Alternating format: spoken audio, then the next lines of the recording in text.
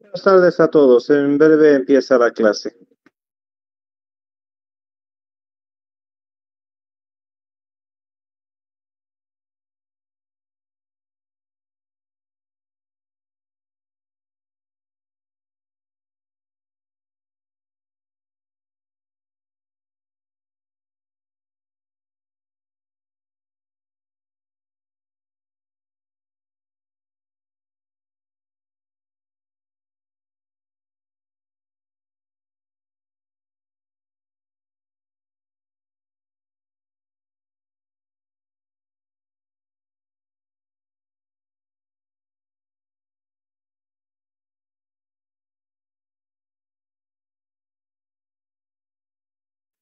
Por favor, informen a sus compañeros que vayan ingresando al enlace.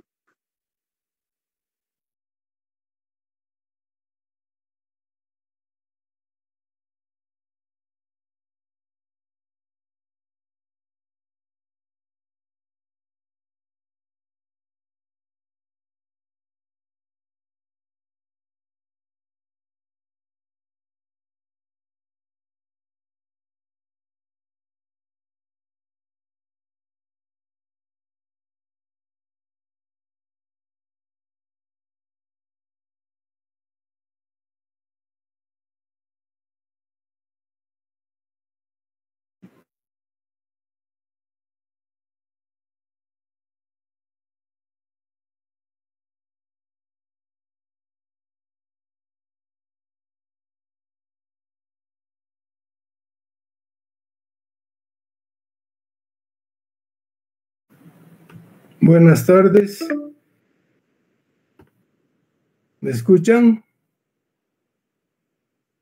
Buenas tardes, doctor. Yo creo que me han dado a mí otra dirección que yo tenía anotada aquí. Nada que ver, estaba en otro Meet. Ahora, ¿me escuchan ustedes? ¿Sí? Sí, doctor, se escucha nítidamente. Daniel, pero la dirección que usted puso es diferente. FC. No es la misma. Doctor, probablemente haya habido algún error o alguna cosa, pero acabo de enviarles tanto a usted como a los estudiantes el mismo enlace. Ya. Porque yo he entrado con el enlace que usted me ha indicado. Bueno, no importa. El único problema es que el lunes también tengo clases y el próximo miércoles y no haya problema. Entonces ahora para subir me voy directamente.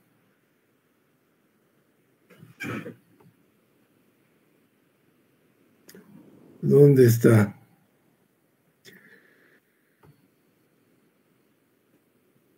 Debe hacer clic en los 3 puntos y dentro de eso hay la opción compartir pantalla.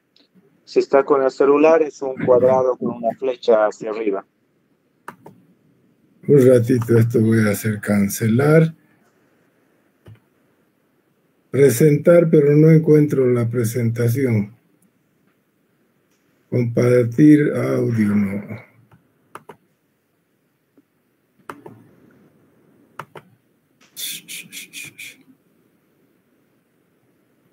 En los puntitos arriba, ¿no? O aquí, no, aquí está el audio. A ver, Daniel, dígame los 3 puntos aquí. Voy a compartir pantalla para que pueda ver, doctor, por dónde va.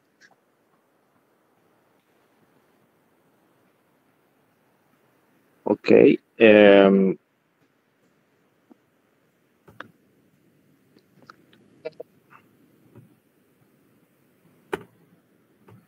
Cancelar, a ver.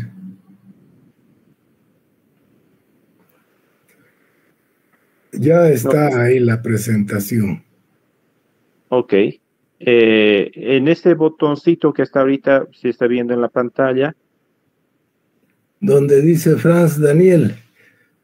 Hay una pantalla y hay un rectángulo celeste con un cuadradito con una flecha. Esa es la opción de compartir. Porque yo no estoy con mi celular. En su computadora. ¿Puede estar ya directamente dentro del panel de navegación?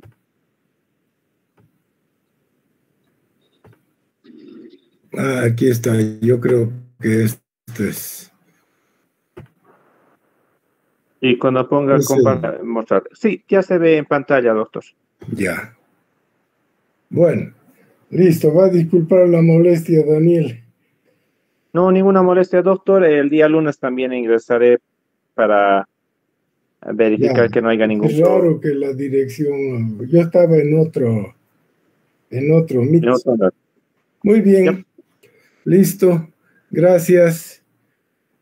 Bueno, buenas tardes. No sé si me están escuchando los estudiantes. Sí, se le escucha, doctor. Ya. Bueno, entonces tenemos lunes y miércoles clases y vamos a avanzar dos temas. El primero de ellos es la enfermedad de Chagas, que también se conoce con el nombre de tripanosomiasis americana. ¿Sí?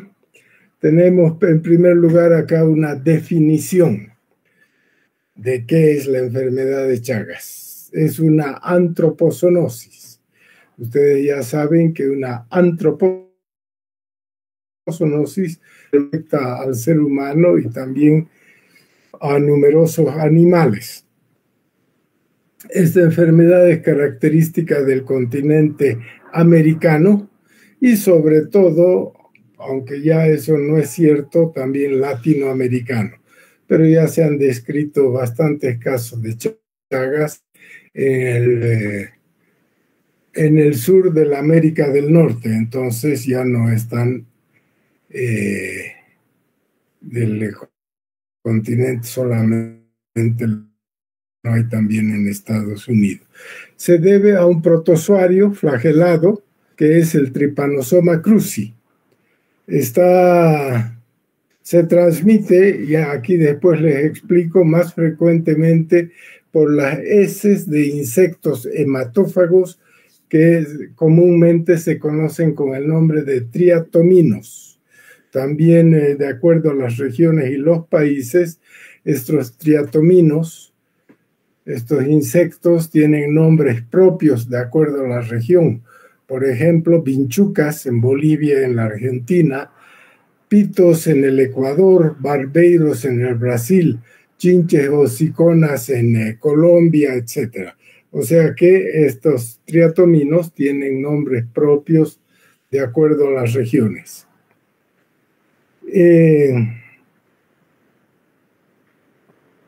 La enfermedad presenta dos fases, una fase aguda, en general leve y pasajera, y una fase crónica de larga duración y que produce un porcentaje importante de daños, de diferentes daños que pueden afectar a los órganos, ya sea a nivel cardíaco o digestivo. Aquí dice transmitida más frecuentemente por de las vinchucas, pero yo lo que quiero resaltar en esta frase es que desde los años 90, o sea, hace ya 30 y tantos años, hay un intenso programa de control vectorial y que las vinchucas o triatominos han disminuido prácticamente en la mayor parte de la América, con lo que se ha reducido muchísimo la transmisión por las heces de insectos. De acuerdo, eso hay que considerar en el contexto general.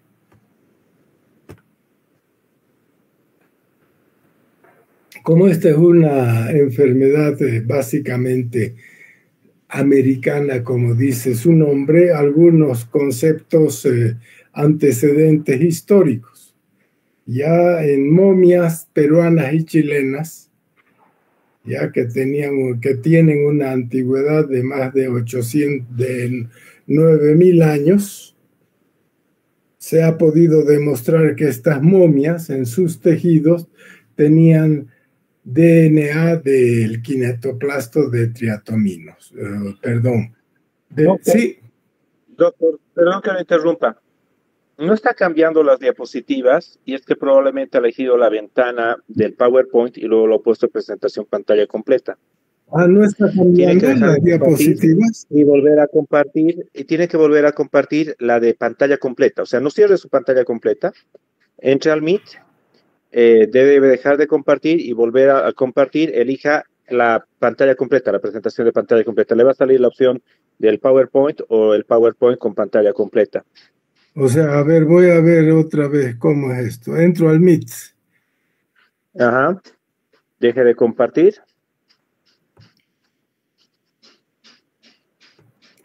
Ahora se ha salido totalmente, que es lo peor. Todavía estamos viendo la presentación. La otra es que no ponga en pantalla completa, doctor.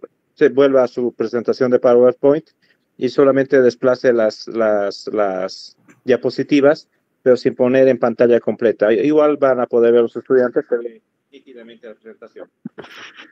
Ya lo que sucede es que ahora creo que me he salido totalmente. Voy a tener que volver a entrar. No.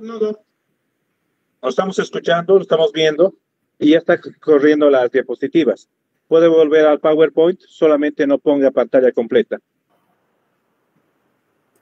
O sea, ¿Y ahora qué están viendo ustedes? Ahorita ya ha recorrido antecedentes históricos. Cambio de diapositiva, por favor, dos. Sin poner pantalla completa, ¿sí? Sí, ahora está cambiando. Sí, estamos bien. Ya. Puede continuar así, doctor. Así nomás con media pantalla, de acuerdo. Bueno, entonces estábamos diciendo que esta enfermedad es muy antigua, en momias de hace 9.000 años, 7.500 años antes de Cristo, ya se había demostrado la presencia de DNA de kinetoplasto del agente productor de la enfermedad, que es el Trypanosoma cruzi. ¿Sí? También dentro de los antecedentes es interesante conocer que en las crónicas españolas de los siglos XVI y XVII, ya los cronistas españoles habían descrito presencia, no parásito por supuesto, sino la presencia de los triatominos tanto en la Argentina, Bolivia, Chile y Paraguay. Charles Darwin, cuando hizo su viaje, sí, encontró también, se cree que fue víctima de la enfermedad y él describe en sus crónicas la presencia también de vinchucas.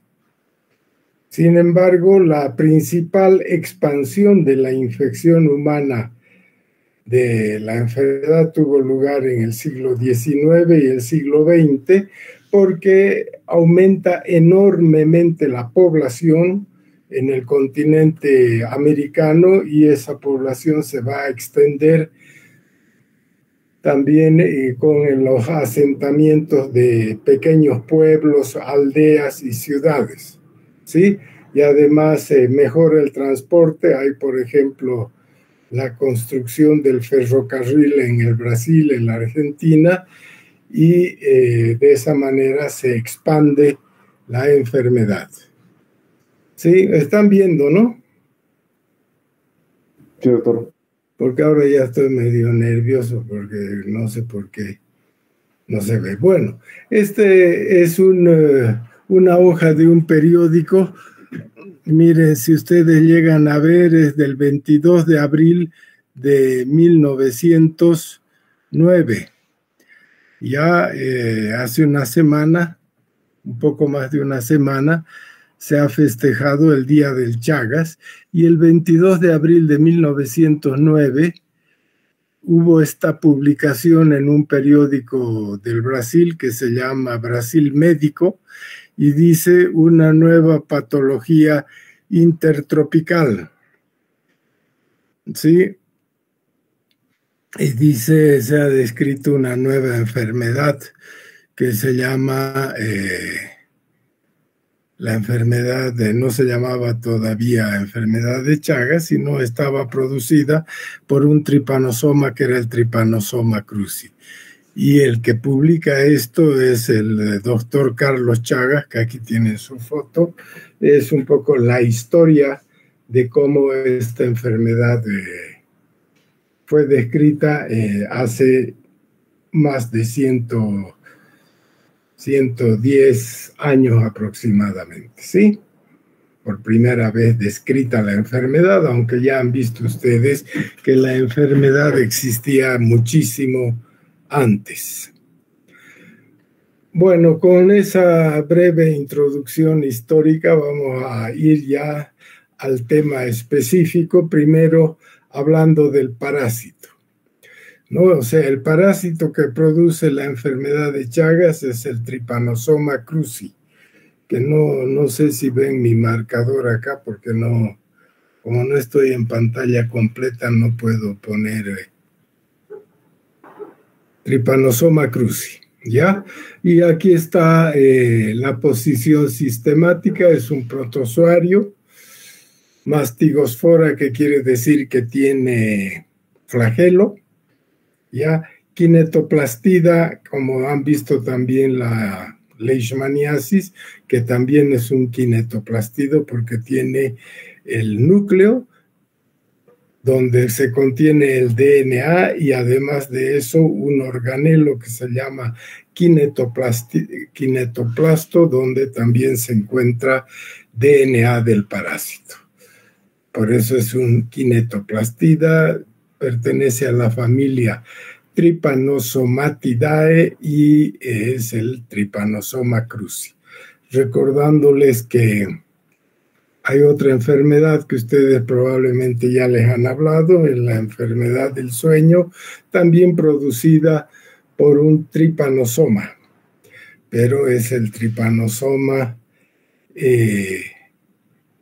brucei, gambiense o rhodesiense. En este caso es Trypanosoma cruzi, y el de cruzi acá es en honor al profesor del doctor Carlos Chagas, que era Osvaldo Cruz, director del instituto que actualmente se llama Instituto Osvaldo Cruz en el Brasil.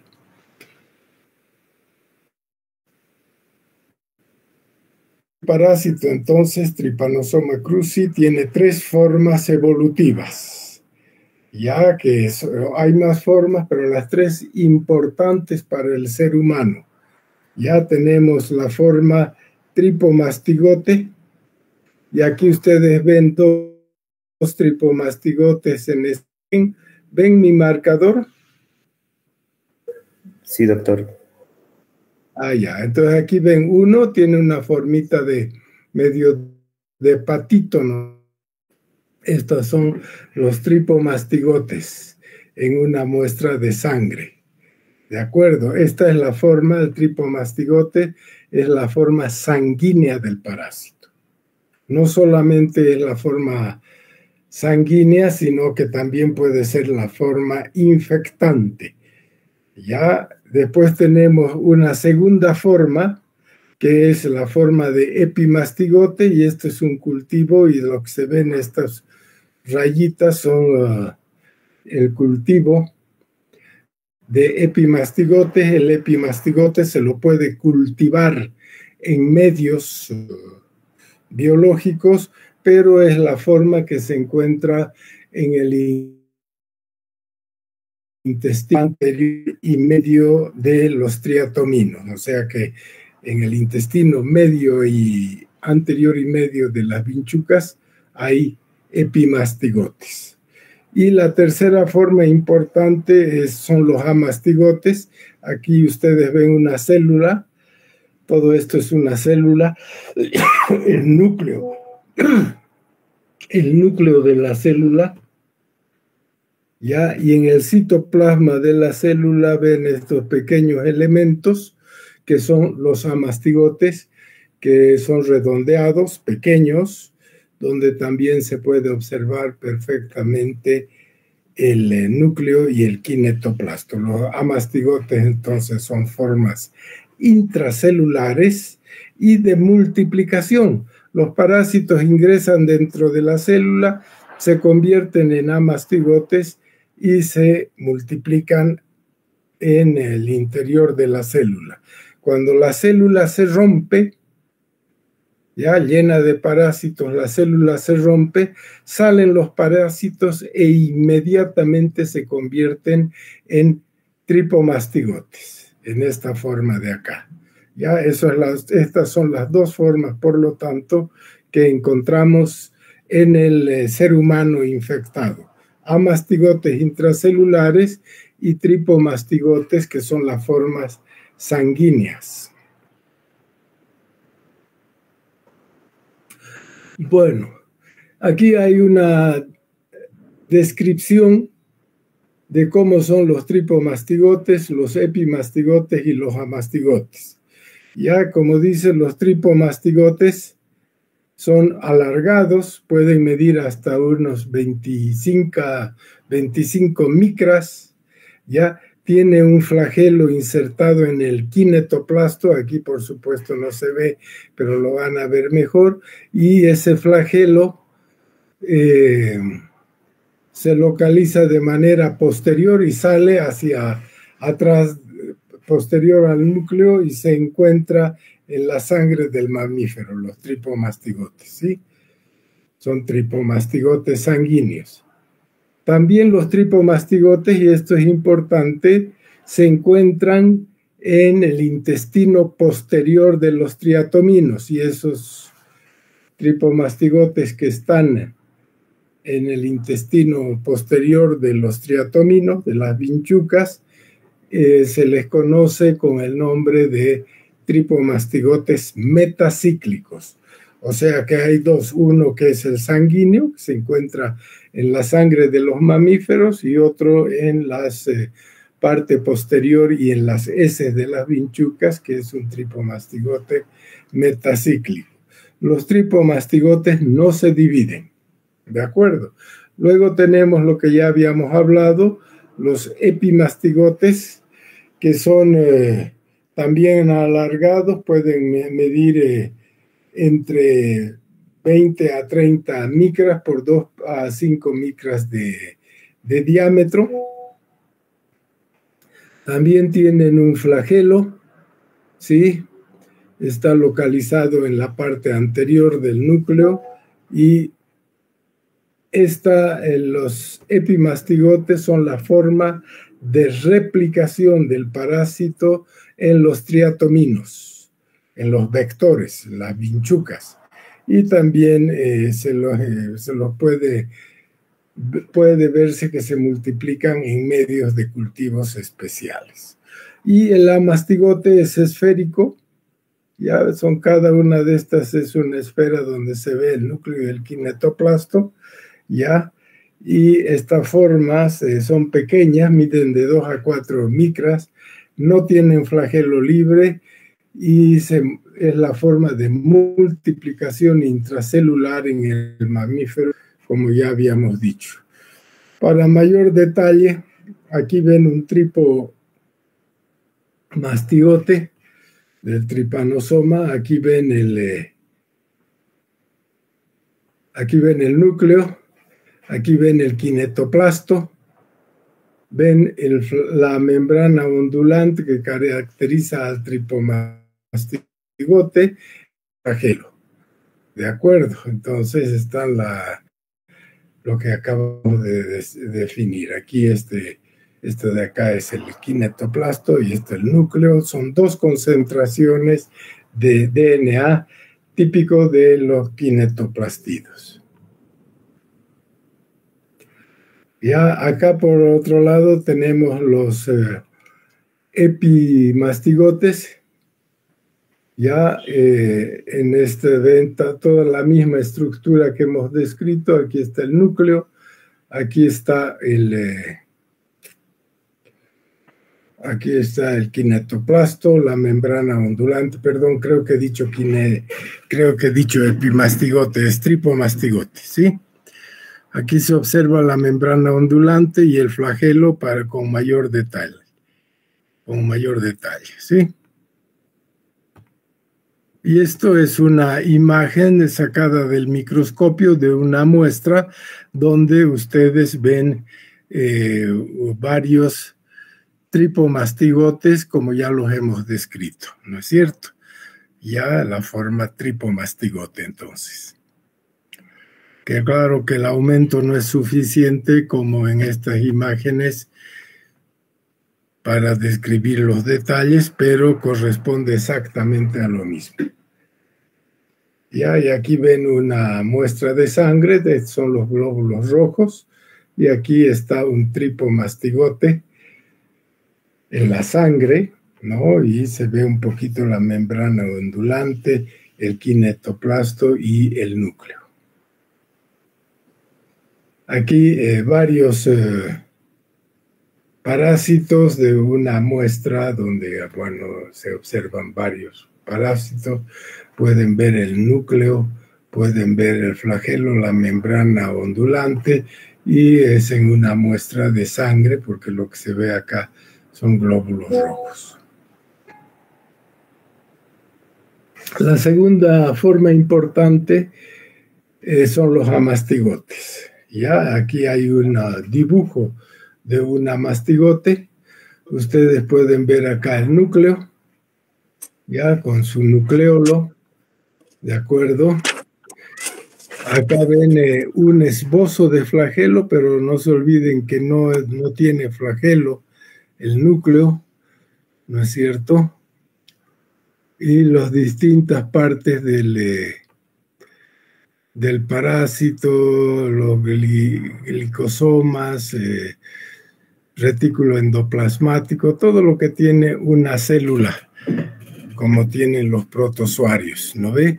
Y acá ustedes pueden ver el kinetoplasto, ya de forma alargada, o sea que cuando se ve un amastigote, ustedes ven dos zonas, una que es el núcleo y otra el kinetoplasto. La presencia de estas dos porciones de DNA indica que es un kinetoplastido, que hay entre los que están estudiando han visto la leishmania y Aquí esta es una imagen, esta es una célula, un trofoblasto de la placenta, este es un tejido placentario, y se ha tomado y se ha hecho una tinción y se observa esta célula, el núcleo de la célula, y en el citoplasma de la célula los amastigotes, en este caso ven 2, 4, 6, 8 amastigotes. Si hubiera mayor aumento van a ver que tiene dos masas de DNA, que es el núcleo y el kinetoplasto. Este es un cultivo, esta es una célula cobijadora, es un macrófago, y se ha cultivado dentro del macrófago a los parásitos amastigotes. Todos estos son amastigotes, ¿sí? Y ustedes ven perfectamente el kinetoplasto más pequeño y el núcleo. ¿Ya? Cada uno de estos es un amastigote. Como hemos dicho, cuando se rompe la célula, estos amastigotes salen e inmediatamente, incluso antes de salir, ya empiezan a transformarse en tripomastigotes. Creo que aquí hay algún problemita, un ratito.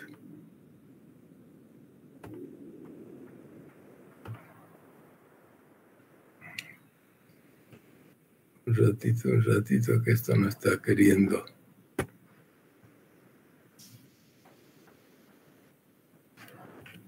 Ya. Bueno, igual acá con mayor detalle para que vean los amastigotes, el núcleo y el kinetoplasto. ¿Sí? Núcleo y kinetoplasto. ¿De acuerdo? Esta es una célula artificialmente infectada en laboratorio. Son células, son macrófagos. Y la tercera forma en que se encuentra el parásito, pero no en el ser humano, sino en los triatominos o en medios de cultivo, es el epimastigote. Ya ustedes tienen acá, estos tienen esta forma fusiforme con un flagelo. Acá tienen el núcleo y acá tienen el kinetoplasto, y de la parte posterior al kinetoplasto nace el flagelo. De acuerdo, esta forma, entonces, ya la hemos descrito, se encuentran fundamentalmente en el intestino anterior y medio de los triatominos. Y más tarde, ya en el intestino posterior, se van a convertir en tripomastigotes metacíclicos, que son las formas infectantes. ¿Ya? Este es un cultivo de epimastigotes, y vean, cada uno de estos es un epimastigote. Las zonas más teñidas corresponden al núcleo y al kinetoplasto. En los cultivos muchas veces los epimastigotes se unen y forman una especie de masa que se llaman nidos. Estos son nidos de epimastigotes en un cultivo, y aquí ven las formas separaditas como están presentes. También importante citar que normalmente se cree que existe una sola, que las poblaciones de tripanosomas son una sola variedad, ¿ya? Y en realidad no es así. Hay varias no especies, sino variedades de tripanosoma que se las ha clasificado en ¿cómo podríamos decir? DTUs, unidades discretas de diferenciación. Es como decir especies, ¿ya?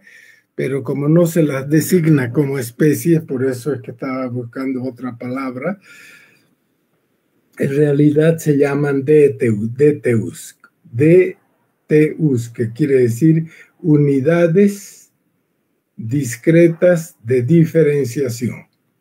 ¿Ya? Y existen de la DTU1 hasta la DTU6. O sea que podríamos decir que, de acuerdo a las distribuciones de los diferentes países, en algunos países predomina una variedad, una DTU, y en otros otra variedad. Es casi como hablar de razas o especies, más que de especies, porque la especie es crucí, sería más bien hablar de razas. Es más correcta esa palabra, ¿de acuerdo? Y ustedes ven que están distribuidas en diferentes lugares. Ya acá, por ejemplo, la DTC6 se encuentra, la DTU6 se encuentra en el Paraguay, en Bolivia se encuentra la TC5, y así en diferentes países. O sea que no es lo mismo un tripanosoma que puede haber en Colombia, en Centroamérica, que un tripanosoma de Bolivia, de la Argentina, del Paraguay. Eso es lo que en el fondo quiero que entiendan ustedes, que no es una especie uniformemente difundida, sino que hay variaciones genéticas interesantes en una zona con la otra, y están más o menos descritas esas zonas.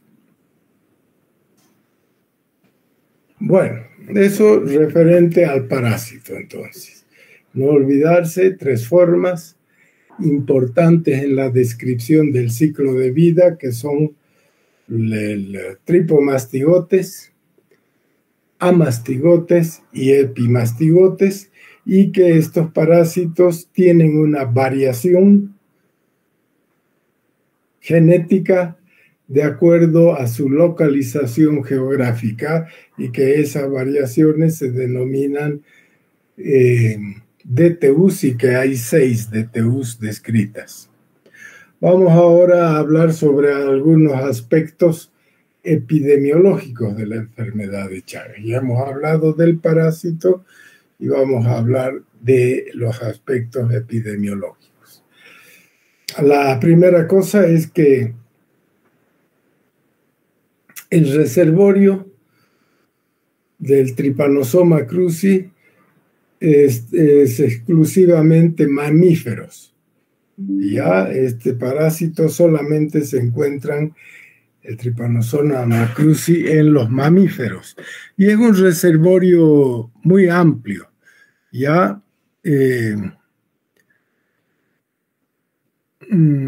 hay un ciclo selvático donde los que intervienen son mamíferos, los marsupiales, los tatúes, los roedores, ratas, cobayos, murciélagos.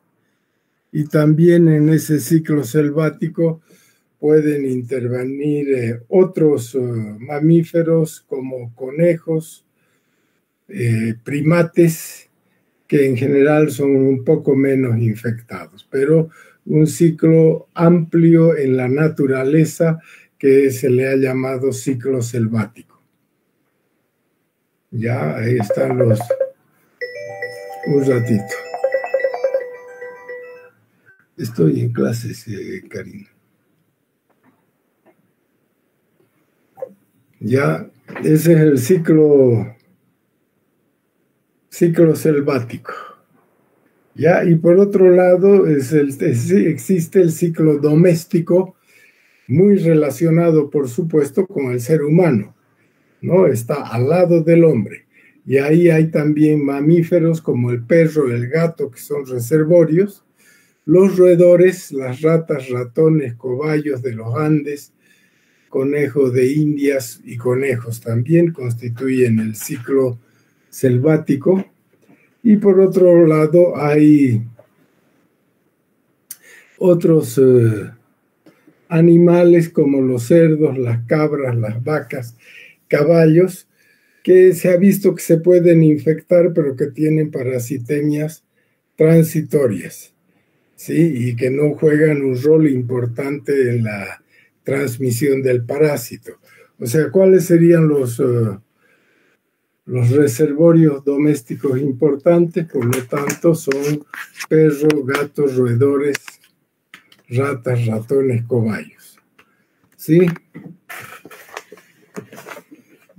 También importante a señalar que las aves, los anfibios y los reptiles no tienen parásitos, son refractarios a la infección, pero las aves sobre todo son una excelente fuente de alimento para los triatominos, para las vinchucas, y por lo tanto, cuando las vinchucas son atraídas por las aves, muchas de ellas pueden estar infectadas.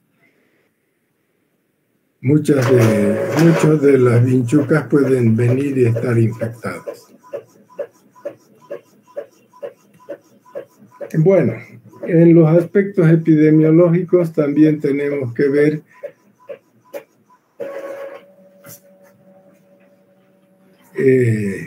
cómo se transmite.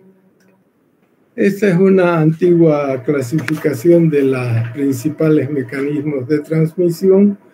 Existe la transmisión vectorial por medio de las heces de las vinchucas o triatominos. Esa transmisión fue la más importante en el pasado, pero ya hemos dicho que ahora ha disminuido mucho su importancia debido al excelente control vectorial que se ha hecho prácticamente en toda la zona endémica. La transmisión transfusional y trasplantes. La transmisión transfusional en el pasado era muy frecuente porque la sangre no se controlaba, no se hacían test en la sangre, y desde hace más o menos unos 30 años, y por ley se debe controlar la sangre para Chagas y otras enfermedades transmitidas por la sangre. Y hoy en día la transmisión transfusional es un hecho absolutamente excepcional.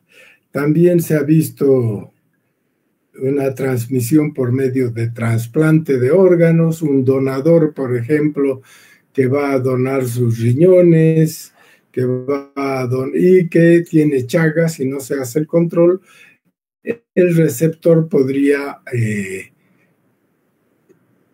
tener una enfermedad de Chagas debido al riñón u otro órgano que se le hubiera donado.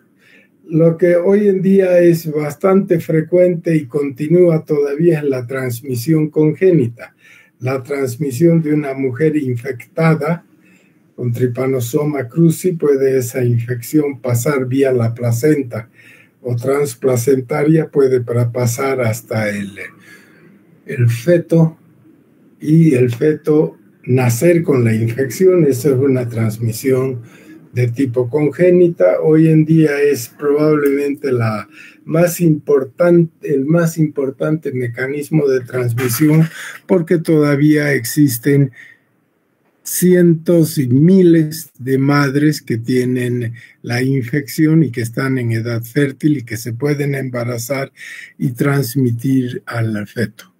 Y un último tipo de transmisión, que es la transmisión oral, es un mecanismo nuevo que se ha descrito bastante, sobre todo en las regiones amazónicas, y está probablemente muy ligado a el consumo de frutas de origen amazónico, como por ejemplo el azaí, las guayabas, la caña de azúcar, algunos otros alimentos, donde las triatominos silvestres han depositado sus heces, y esas heces estaban contaminadas con Trypanosoma cruzi. Entonces esa es la transmisión oral, ya que ha siempre sido conocida, pero brotes se han descrito en los últimos 30 años solamente. Ya, entonces la transmisión vectorial, muy importante, ¿no? Las vinchucas que defecan y en sus heces tienen los tripomastigotes metacíclicos, como ya los hemos descrito, y que el hombre puede llevar a sus conjuntivas o una lesión de la piel y por ahí penetrar. Ya no es la picadura del triatomino, que sí pica para chupar sangre, pero son las heces donde se encuentran los parásitos, ¿no?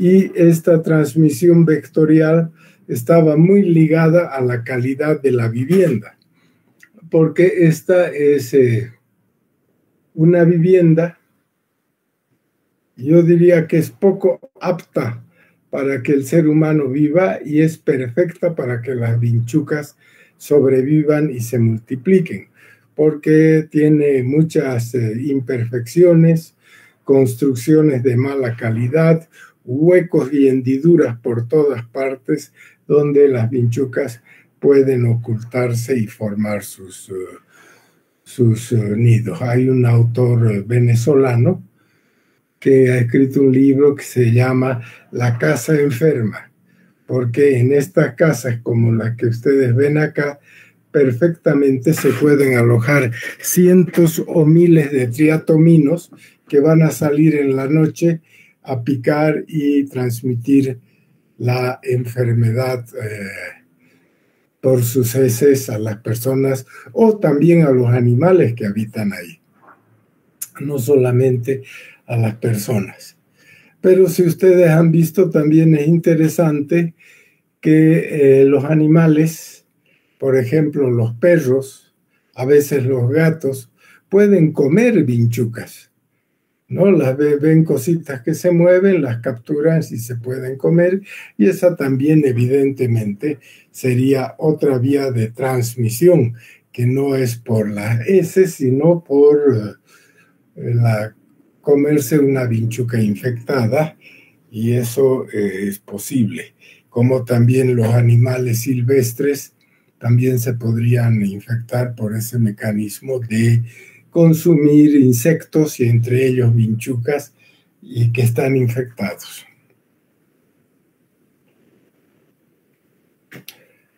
Bueno, es bien importante que esta enfermedad fue considerada una enfermedad de la pobreza y las condiciones pésimas de la vivienda. Sí, esas condiciones pésimas de la vivienda que las encontramos acá. Sí, porque además acá hay corral y en los corrales hay animales, aves, que también atraen a las vinchucas porque las vinchucas son atraídas por la presencia de la sangre, ¿no? Entonces esta enfermedad fue altamente relacionada con la pobreza y las condiciones pésimas de la vivienda. Hay una película argentina que se llama Los carros de fuego, donde se ve cómo las viviendas del Chaco de pésima calidad estaban inundadas de vinchucas y un médico que es el doctor Salvador Massa, en algunos países y sobre todo en la Argentina a esta enfermedad se le llama enfermedad de Chagas-Massa, porque Massa estudió muchísimo también la enfermedad de Chagas en la Argentina. Él al final lo que opta es por quemar esas casas porque traían enfermedad más que salud y protección. Entonces esa es la relación con la pobreza y condiciones pésimas de la vivienda. Ya esta enfermedad también inicialmente era una enfermedad rural en América Latina, pero hubo una tendencia a la urbanización porque las personas de las zonas rurales se van a zonas urbanas y con ellos llevan todos sus enseres, sus kepis, su ropa, sus frazadas, sus canastas, sus ollas, y ahí también se podían transportar perfectamente las vinchucas, ¿no? Hubo una migración masiva de campesinos hacia las ciudades y llevaron, ellos ya enfermos, pero también llevaron vinchucas en sus enseres. Y aquí recordar también que cuando hablamos de triatominos, hay triatominos que son domiciliarios, que se han adaptado perfectamente a vivir con el ser humano en el domicilio. Hay triatominos que son peridomiciliares, que viven sobre todo en los corrales y que rara vez penetran a la vivienda. Ya se quedan ellos a vivir en los corrales, en la periferia, y hay triatominos silvestres. Esos triatominos silvestres viven lejos de la vivienda humana, no se han adaptado a vivir a la vivienda humana y se van a alimentar pues de sangre de roedores, de reptiles, de aves, de todo lo que encuentren, ¿no? Este es el ciclo silvestre de la enfermedad de Chagas, no relacionado con el hombre, sino con los hábitos de los triatominos. Aquí vemos nosotros entonces un esquema bastante simple del ciclo de Trypanosoma cruzi. Ya tienen por un lado, aquí está la vinchuca, ¿sí? La vinchuca va a picar, va a absorber sangre, en la sangre van a estar los tripomastigotes, ¿sí? Estos tripomastigotes sanguíneos van a ser absorbidos por la vinchuca, se van a convertir en epimastigotes en el intestino de la vinchuca y después van a migrar hasta la parte posterior del intestino, donde se van a convertir en tripomastigotes metacíclicos. La vinchuca, que chupa mucha sangre, está casi obligada a defecar cuando chupa o inmediatamente después de chupar, y en sus heces van a estar los tripomastigotes metacíclicos. Ya, por una lesión en la piel, ya el rascado o alguna cosa, o por las conjuntivas, estos tripomastigotes metacíclicos pueden ingresar hasta la circulación, penetran dentro de una célula, ya que puede ser un macrófago, células musculares u otras, donde se van a multiplicar en forma de amastigotes. Ya los amastigotes, cuando la célula está llena, rápidamente se rompe la célula, los amastigotes se convierten en tripomastigotes, y esos tripomastigotes van de nuevo a la circulación, y ahí se cumple el ciclo completo de la enfermedad de Chagas en el ser humano.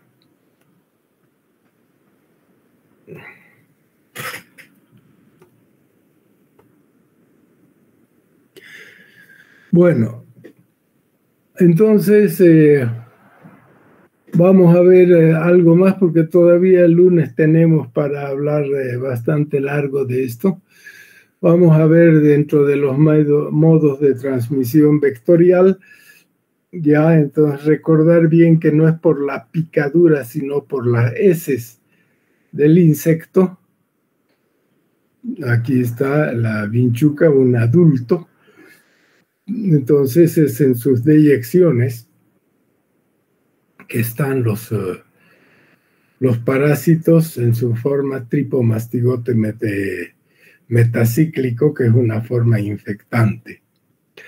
En el pasado, la transmisión vectorial era responsable de más del 80% de los casos de infección humana. Eso ha disminuido ahora enormemente, porque se ha combatido no a la enfermedad, sino a su vector, los triatominos. En todas las Américas se han hecho extensas campañas para controlar o eliminar a las vinchucas, con el nombre que tengan en cada país. Ya los parásitos que están en las heces de la vinchuca pueden atravesar las mucosas, ya sea oral u ocular. Sí, por la piel es más difícil, pero muchas veces puede penetrar por lesiones debidas a ya sea la propia picadura del vector, o las lesiones que se producen, microlesiones que se producen al rascarse. O sea que el parásito ingresa por la piel o por las mucosas. ¿Sí? Como ya hemos hablado de transmisión vectorial, entonces algunos conceptos sobre el vector.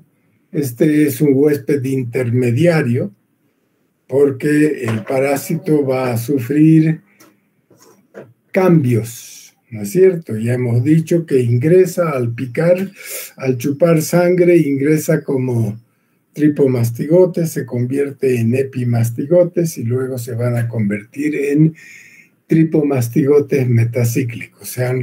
Han tenido cambios y se han multiplicado en el intestino de la vinchuca. No tienen varios nombres de acuerdo a las regiones. Vinchuca en Bolivia, en la Argentina. Uluchi es el nombre en quechua. Si ustedes tienen un pariente que habla quechua, pregúntenle cómo se llama la vinchuca en quechua y les va a decir que es el uluchi. Barbeiro, pitos, chupones, etc. Y otros simplemente le llaman chinches. Y otros chinches besuconas. ¿De acuerdo? O sea, hay muchísimos nombres. Esta vinchuca es un hemíptero de la familia Reduvidae, de la subfamilia Triatominae, y hay varios géneros que tienen importancia en la transmisión de la enfermedad. Los tres más importantes son Triatoma, Rhodnius y Panstrongylus. Esos son los tres más importantes. En Bolivia, el género predominante era Triatoma y la especie predominante Infestas. O sea que en Bolivia, todos los que hemos vivido en zonas donde había triatominos, hemos conocido fundamentalmente el Triatoma infestans.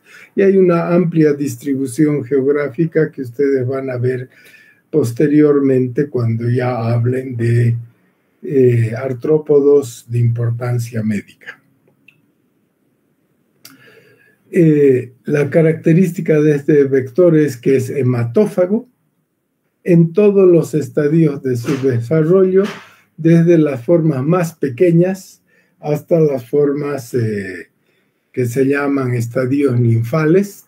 La vinchuca tiene 5 estadios ninfales, estadio ninfal 1, 2, 3, 4 y 5, y después se convierten en adultos hembra y macho. En todos los estadios, hasta hembra y macho, todos son hematófagos, lo que indica que hay una gran posibilidad entonces de que los triatominos estén infectados. Voy a la cancha. ¿Quieres que te espere? Espérame nomás. Entonces, eso es que son hematófagos. Y como son en todos sus estadios, ¿no? Y para pasar de un estadio ninfal a otro estadio ninfal, en general, necesitan chupar sangre. Entonces, la posibilidad de que los triatominos se infecten al chupar sangre de uno u otro mamífero del ser humano es bastante amplio. También tienen hábitos nocturnos para su alimentación.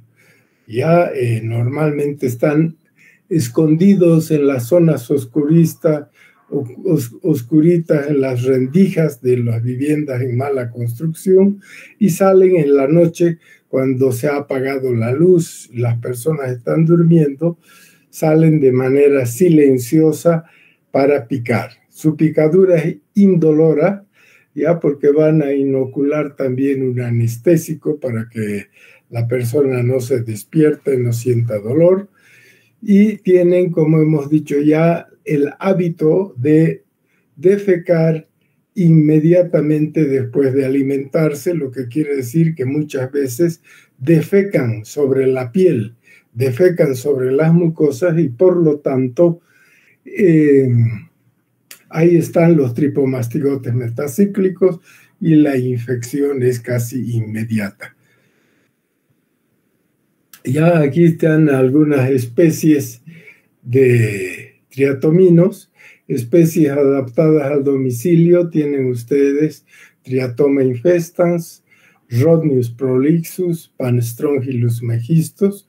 Esos son los que en diferentes países se encuentran, pero en el domicilio humano, viviendo con el ser humano y con los animales domésticos. Hay especies peridomiciliarias que ya las hemos definido, que están pues en la parte externa, en los corrales, donde también hay abundante alimento de sangre, y ahí tienen Triatoma dimidiata, Triatoma sordida, Triatoma brasiliensis, Triatoma patagónica. Y las especies silvestres que viven en las bromelias, en las palmeras, etcétera, y se van a alimentar ahí sobre todo de roedores y muchas veces de aves, chupan la sangre a las aves, pero se ha visto que se pueden también alimentar de reptiles, y ahí tienen ustedes Triatoma proctata, Triatoma platensis, Triatoma rubrovaria. Esos son los vectores. Entonces, muy importante conocer fueron los vectores en el pasado, porque permitió tomar decisiones de acuerdo a su comportamiento de los vectores para luchar contra ellos y poder controlarlos o eliminarlos. Ya aquí ven una hermosa foto de un Triatoma infestans que es adulto, Y ustedes ven toda la envergadura, esta enorme trompa para picar que tiene, y pese a que es muy importante, la picadura es indolora. Aquí ven otra foto de otro triatomino adulto.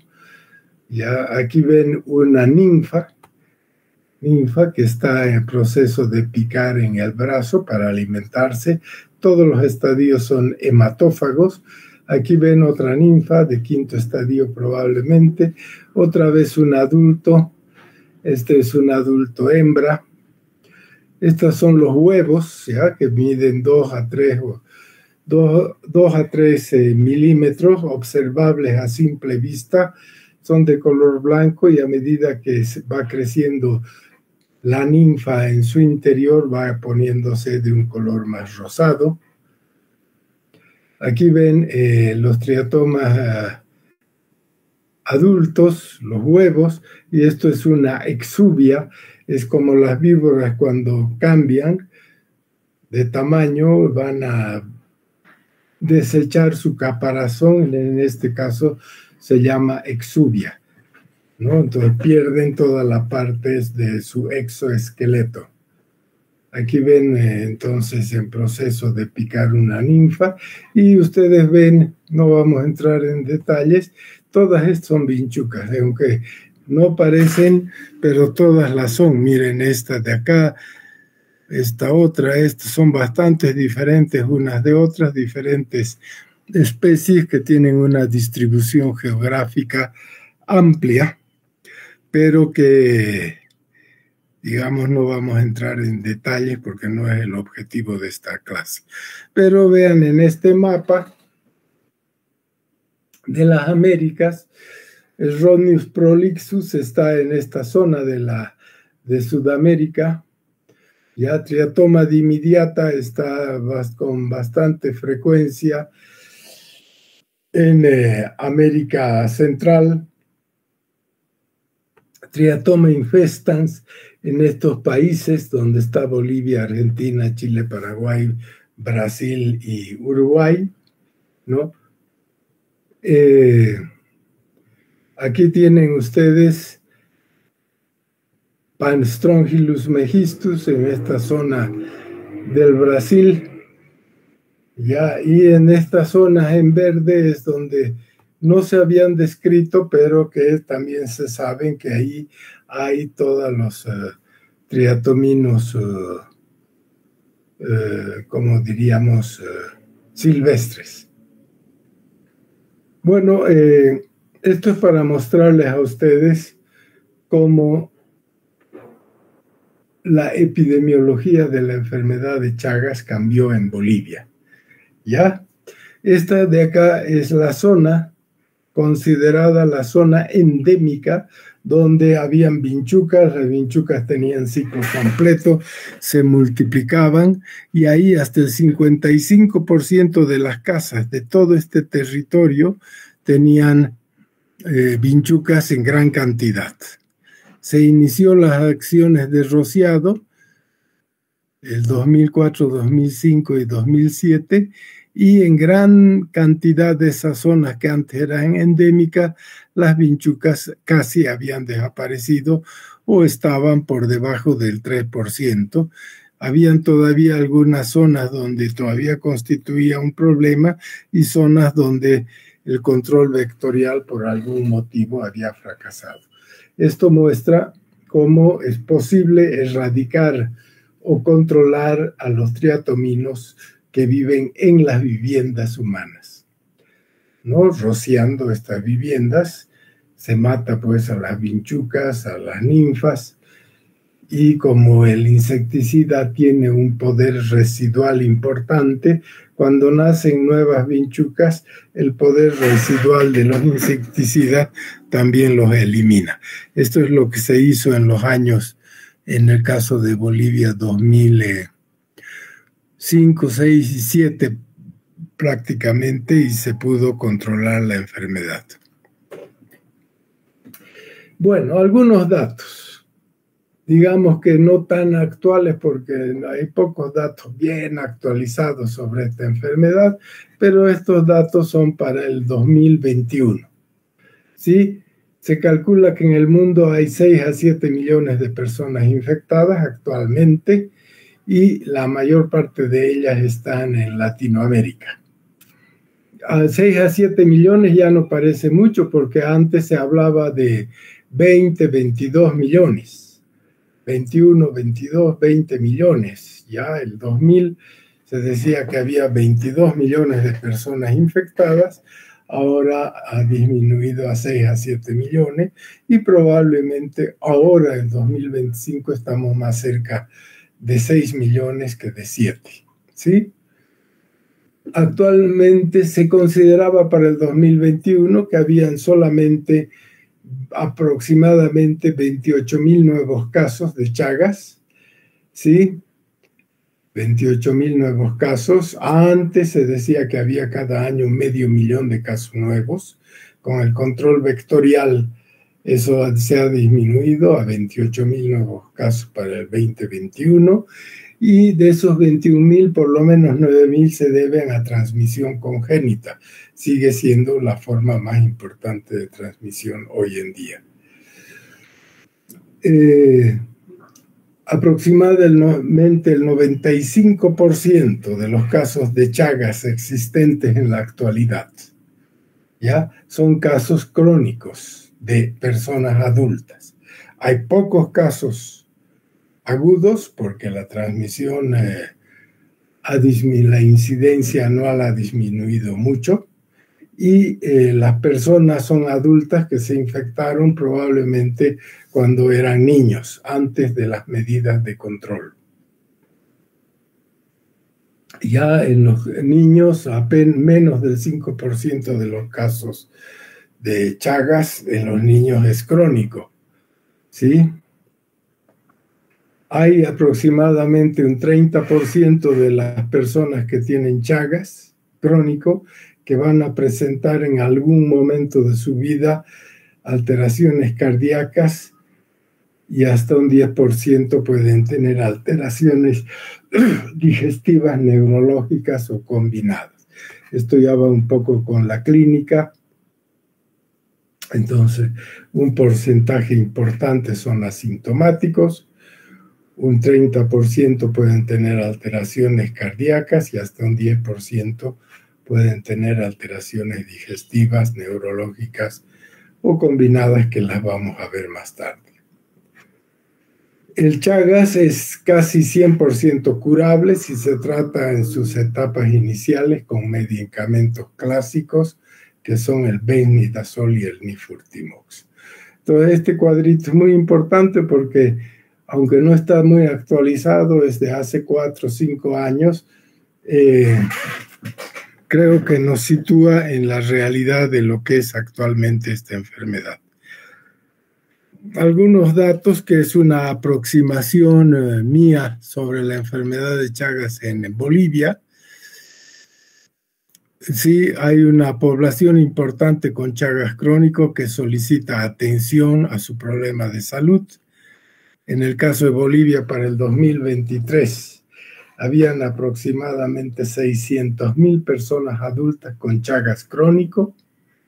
Unos 400,000 podrían, de esas 600,000, unos 400,000 podrían beneficiarse de un tratamiento específico con los 2 medicamentos que acabamos de citar, nifurtimox o benznidazol, o al revés, benznidazol y nifurtimox.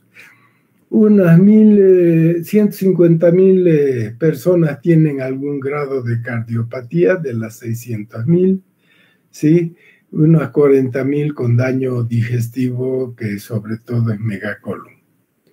Y aproximadamente en Bolivia nacen 1,000 niños por año que tienen Chagas congénito, que son, el Chagas congénito es un Chagas agudo adquirido in útero, ¿sí? Y menos del 3% de los infectados son casos de Chagas crónico infantil. O sea, el Chagas crónico en los niños es muy, muy raro porque ya ellos no han sido sometidos a la presión de la transmisión vectorial. Y por otro lado, es muy importante recordar que miles de bolivianos, pero también argentinos, paraguayos, peruanos, ecuatorianos, han viajado, han migrado de Latinoamérica a Europa, a los Estados Unidos, también al Japón, a todas partes. Y que pues en España, en Francia, en Italia, habiendo recibido poblaciones infectadas por T. cruzi, los médicos, los hospitales han tenido que aprender lo que es la enfermedad de Chagas, porque necesitaban atender y tratar a pacientes con infección por Chagas. Eso es algo muy, muy importante que ha sucedido. Las migraciones han globalizado la enfermedad de Chagas y han internacionalizado el problema. Sí, bueno, el control vectorial, como ya les había dicho, todavía tenemos 5 minutitos. El control transfusional es actualmente es fundamental y obligatorio hacer el examen de toda sangre que va a ser donada o de todo donador antes de que se reciba su sangre, y no solamente se controla para Chagas, sino además se hace para Chagas, para sífilis, para VIH, para hepatitis, ¿no es cierto? Y eso hacen los bancos de sangre a todo donante para evitar que esos donantes con alguna de esas patologías puedan transmitir las enfermedades que tienen al receptor de su sangre.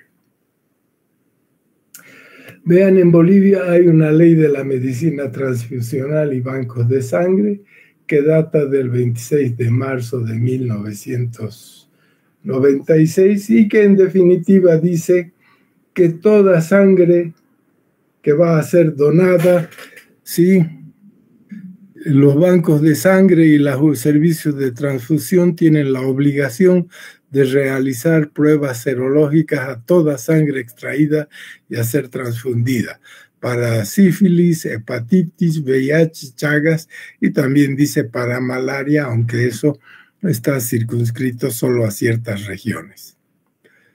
¿De acuerdo? O sea que, amparados por la ley, los bancos de sangre tienen que trabajar, y ustedes pueden ver acá cómo poco a poco la sangre, a través de los años, el porcentaje de reactividad para T. cruzi ha ido disminuyendo entre 2018, 2019 y 2020.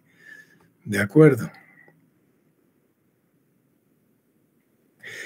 La transmisión congénita. ¿Qué es la transmisión congénita? Es una madre que tiene Chagas puede transmitir la enfermedad en cualquier momento de su embarazo y en cualquier etapa de la infección la puede transmitir al feto y el recién nacido nacer con Chagas. Está muy, muy relacionada entonces la transmisión congénita al binomio madre-niño. Si la mamá no tiene Chagas, no hay ningún riesgo para el bebé. Si la madre tiene Chagas, hay un riesgo de 3 a 5% de que su bebé y en cada parto pueda nacer con Chagas. ¿Sí? Es una transmisión entonces que se da debido al pasaje de los tripanosomas crucis de la madre infectada al feto por vía transplacentaria o transmembranaria, ¿sí? Y en caso de transmisión congénita, actualmente se calcula que la cero prevalencia de mujeres en edad fértil con serología positiva para Chagas en Latinoamérica es menos del 5%, y en Bolivia entre el 10 al 15% de las madres en edad fértil en las zonas endémicas tienen serología positiva. Que en todas partes nacen entre 7.000 a 8.000 niños con Chagas congénito en el mundo por año. Y que en Bolivia hay 1.000 a 1.500 niños que nacen con Chagas congénito cada año, pero que menos del 10% de ellos son detectados y menos aún tratados. Ya es también este mensaje es muy importante, el tratamiento específico de la enfermedad de Chagas de una mujer fuera del embarazo elimina el riesgo de la transmisión congénita y los bebés nacen libres de Chagas. O sea, ¿qué quiere decir? Que si a una mujer que todavía no está embarazada se le hace tratamiento, su bebé va a nacer sin Chagas.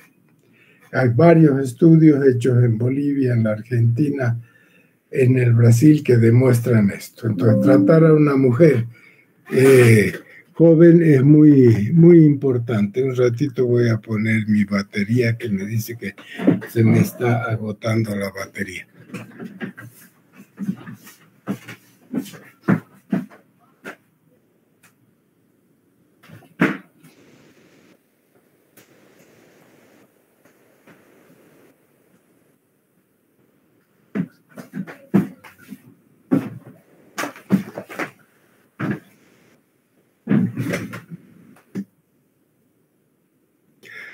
Bueno, todavía yo creo que va a aguantar hasta que termine esta clase. Aquí ven un niñito que ha nacido con Chagas, congénito, está hinchado, con problemas respiratorios, cardíacos. Se le hace un tratamiento y el niño se restablece totalmente y prácticamente se cura de la enfermedad. El tratamiento es muy, muy positivo, útil y obligatorio en el Chagas congénito. La detección y tratamiento de los casos es obligatorio y mandatorio, porque hay un restablecimiento de la salud del niño y sobre todo una eliminación de la patología de su cuerpo. Tenemos también el control de la transmisión oral, que ya les he dicho. Lean ustedes el jugo de azaí, caña de azúcar, guayabas, ¿cómo se llaman? Palmeras que se consumen en el Beni, todo esto es el jugo de majo, esto es el majo, es una palmera. También se ha visto que pueden transmitir la contaminación de estos frutos, que se los ha manejado sin cuidado, pueden contaminar el jugo y uno toma jugo y enfermarse. Y lo que les hablaba, lo último es que no hay que olvidarse que millones de latinoamericanos han migrado hacia Estados Unidos, Canadá, Europa, Japón, y han hecho que la enfermedad de Chagas sea considerada una enfermedad global. Es decir, si ustedes se van a Italia y tienen Chagas, hay médicos que los van a poder tratar. Y en algunos países, incluso si ha sido necesario hacer un trasplante cardíaco, lo han hecho. Y ellos utilizan los medicamentos que ya vamos a ver en la segunda parte de esta exposición. Nos vamos a quedar ahora aquí hasta el lunes próximo.